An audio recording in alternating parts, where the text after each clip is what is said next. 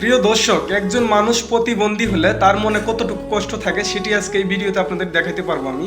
তো একজন মানুষ, আল্লাহ ওনাকে প্রতিবন্ধী বানাই দিছে, তো উনি কিন্তু ওনার পেটটাকে চারটে ভাত দেওয়ার জন্য উনি যথেষ্ট পরিমাণ পরিশ্রম করে যাচ্ছে।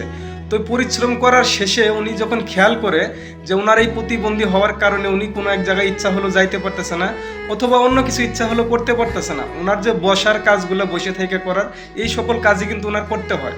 তো দেখেন ওনার কষ্ট দেখে আসলে আমার কাছে খুবই মায়া লাগলো। তো আল্লাহ মানুষকে প্রতিবন্ধী দিলে একজন মানুষ কতটুকু কষ্ট অনুভূতি করে সেটি এই ভিডিওটা দেখলে আপনারা বুঝতে পারবেন। তো দেখুন,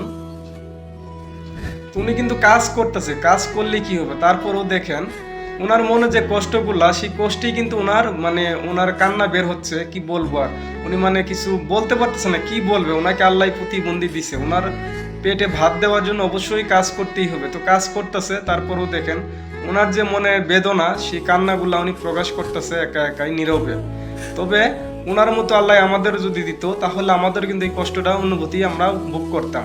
তবে যাই হোক, আল্লাহ আমাদেরকে সুস্থ রেখেছে।